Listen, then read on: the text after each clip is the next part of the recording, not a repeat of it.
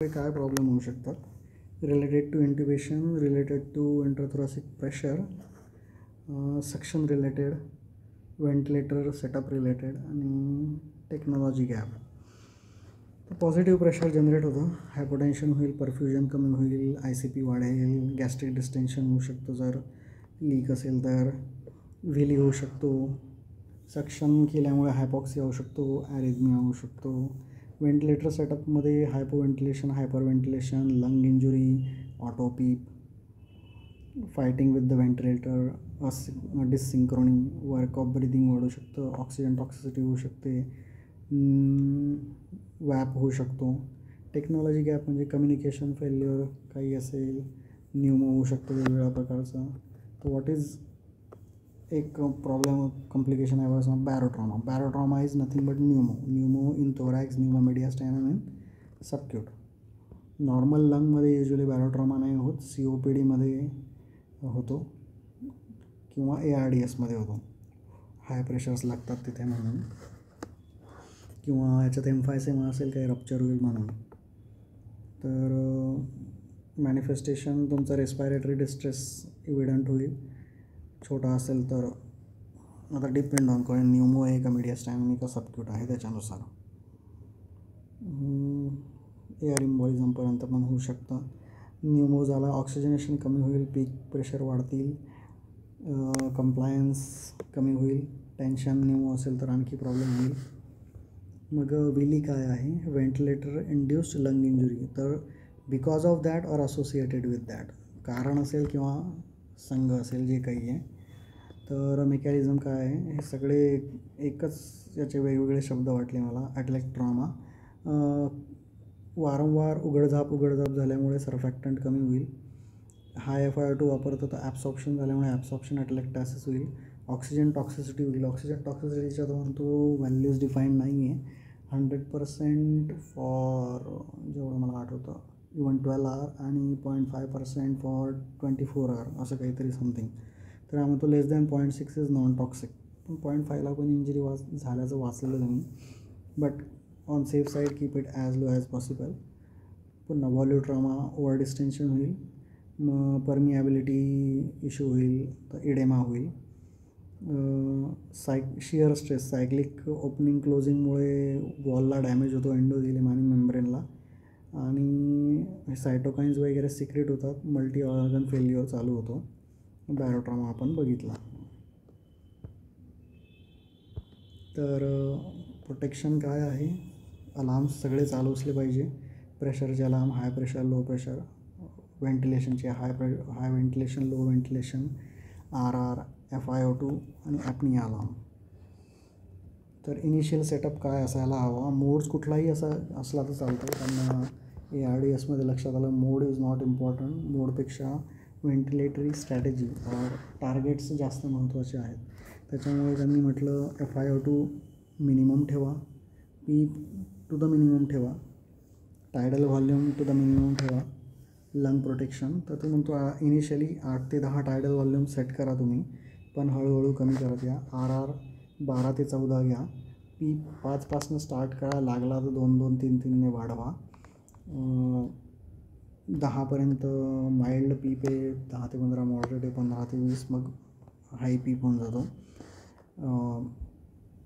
परमिसिव्ह हायपरकॅपनिया ठेवा, 60-70पर्यंत पण तुम्ही हायपरकॅपनिया ॲक्सेप्ट करू शकता. लागलं तर मग तुम्ही बायकाप सप्लिमेंट करा to maintain pH greater than 7.25.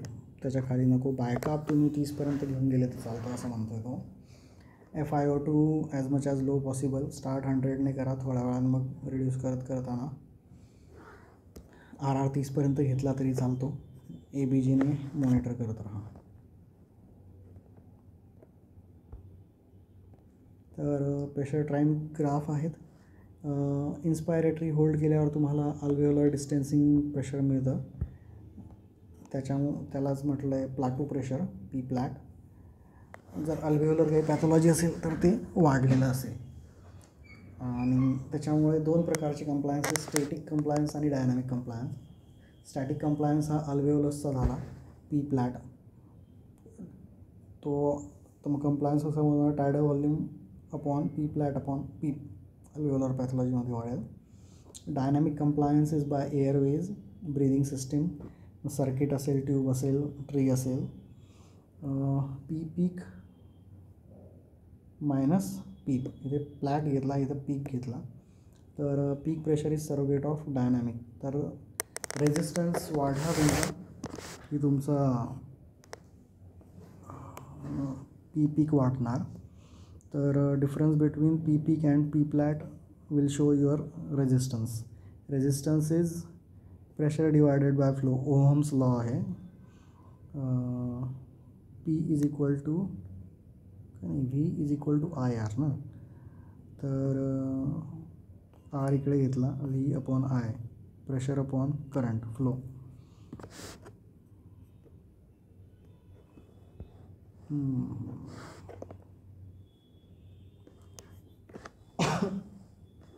बायपॅपच्या strategy दिल्या आहे. पहिल्या 2 कळाला मला, तिसरं पण समजा कळालं, चौथी पाचवी तर काहीच नाही कळाली. तर तो ॲक्च्युली म्हणतो सर्वच बायपॅप आहे, कन्फ्युजिंग टर्म आहे. इन्स्पिरेटरी प्रेशर एक्सपिरेटरी प्रेशर आपण सेट करतो. तर टाईप 1 जो आहे हा स्पॉन्टॅनियस मोड आहे. आपण इन्स्पायरेटरी एक्सपायरेटरी मोड डिसाईड करतो pressure. CPAP plus pressure support आहे in short. Inspiratory pressure is pressure support, expiratory pressure is CPAP. CPAP is nothing but PEEP in spontaneous. मग हा स्पॉन्टेनियस मोड झाला बायपॅपचा. नंतर हा कंट्रोल मोड आहे टाईप 2.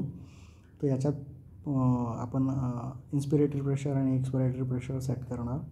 हा प्युअरली प्रेशर कंट्रोल्ड टाईम सायकल्ड आहे. आणि हा टाईप 3 हा दोघांचा हायब्रिड आहे. आपण कंट्रोल पण करणार आणि थोडा लाँग ठेवणार टाईम, ज्याच्यात मग पेशंट स्वतः ब्रीथ करू शकेल. टाईप 1 म्हणजे हा डबल CPAP मोड झाला. हे पुढचे 2 कळालेच नाही, काही वाचण्याचाच अर्थ नाही, मला त्यांचं शब्दच नाही कळाले लिटरली. रिव्हर्स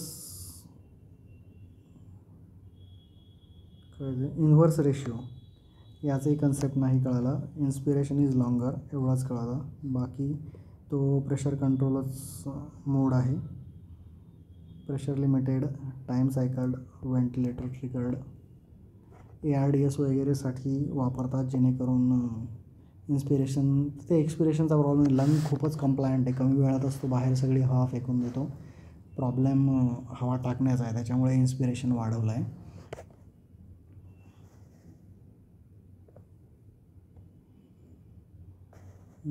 टाईम कॉन्स्टंटची कन्सेप्ट आहे की मिनिमम 3 to 4 टाईम कॉन्स्टंट असले पाहिजे एक्सपिरेशनला.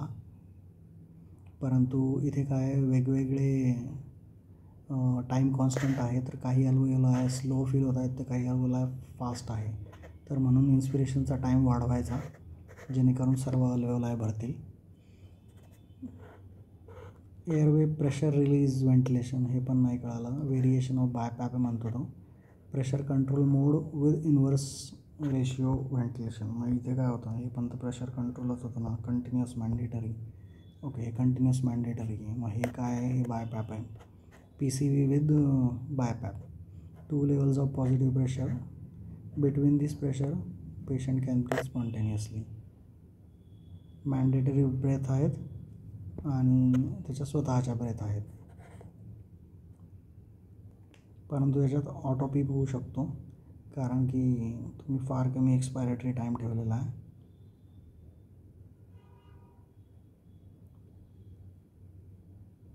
फाय टू 6 प्रेशर इन्स्पायरेटरी टाईम ठेवला आहे. एक्सपायरेटरी एकदम छोटा ठेवला आहे. एक्सपिरेशन कमी होऊन जातं. ऑक्सिजनेशन इम्प्रूव्ह होऊ शकतो आणि ऑटो पीप बसू शकतो.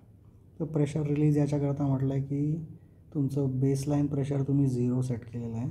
प्रेशर लो और release pressure generally set as 0. मग एक हाय फ्रिक्वेन्सी मोड आहे. तर याच्यात छोटासा टायडल व्हॉल्यूम लेस दॅन डेड स्पेस आपण देतो 150 to 300पर्यंत RRने. तर याच्यात ती एअर जी आहे ती वेगळ्या प्रकारे डिफ्यूज होते. कन्व्हेक्शन जे काही आहे, कन्व्हेक्शन, डिफ्युजन, टर्ब्युलंट फ्लो, काय काय म्हटलेलं त्यांनी. ही फक्त निओनेटमध्ये वापरता येते, ॲडल्टमध्ये काही बेनिफिट त्याचा दिसलेला नाही. हाय फ्रिक्वेन्सी जास्त आहे. फ्रिक्वेन्सी ऑब्वियसली RR वाढला तर मला टायटल व्हॉल्यूम कमी करावा लागणार आहे, तर हा खूपच मोठा RR आहे. हा पुन्हा वाचू आपण केजोमध्ये. तर HFOV वगैरे जे आहेत ते मग ड्युएल मोड आहेत, हे पण काही कळालं नाही. मिक्स अँड मॅच आहेत, जसं की PCVG जो आपण वाचतो तो हा आपण बघितला न्यूरली ॲडजस्टेड. नॅझोगॅस्ट्रिक ट्यूबमधनं 7 इलेक्ट्रोड टाकले, डायफ्रॅमचं मोजतात, त्याच्याबरोबर त्यांना कळेल की डायफ्रॅमला सिग्नल याचा रेस्पिरेशन ट्रिगर करायचं आहे. व्हेंटिलेटर तिकडनं उचलून न्यूरली पिकअप करतो आहे बाबा. नंतर हे पण बघितलं ट्यूब कंपेन्सेशन. ट्यूब टाकली की त्याचा रेझिस्टन्स वाढतो, तो वजा केला तर आपल्याला बघता येईल पेशंट स्वतः टॉलरेट करतो आहे का.